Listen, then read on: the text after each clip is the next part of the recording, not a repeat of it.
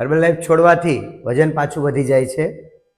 અગર તમારી સાથે પણ આવું થયું છે તો સમજી લેજો પ્રોબ્લેમ હર્બલ લાઈફ છોડવાથી નથી, પણ હર્બલ લાઈફ જ્યારે પ્રોગ્રામ તમે સ્ટાર્ટ કર્યો હતો તો ત્યારે તમે લાઇફસ્ટાઇલ ચેન્જીસ કરેલા હતા.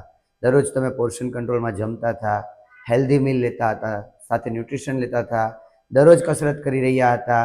આ બધું ટ્રેકિંગ કરતા હતા તમારા કોચ, જેના કારણે તમારું રિઝલ્ટ આવ્યું હતું. નહીં કે ફક્ત હર્બલ લાઈફ પ્રોડક્ટ્સથી.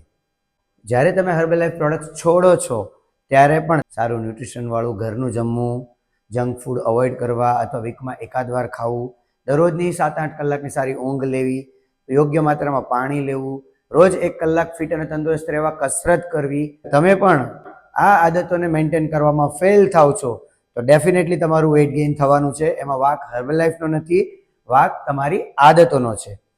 તો તમે પણ એકવાર ન્યુટ્રિશન છોડ્યા પછી પણ કાયમ માટે વજન મેન્ટેન રાખી શકો એવું ઈચ્છતા હોવ તો કોમેન્ટ કરો યસ. હું તમને સમજાવીશ અને શીખવાડીશ કે તમે આજીવન વજન કઈ રીતે બેલેન્સ રાખી શકશો. Thank you.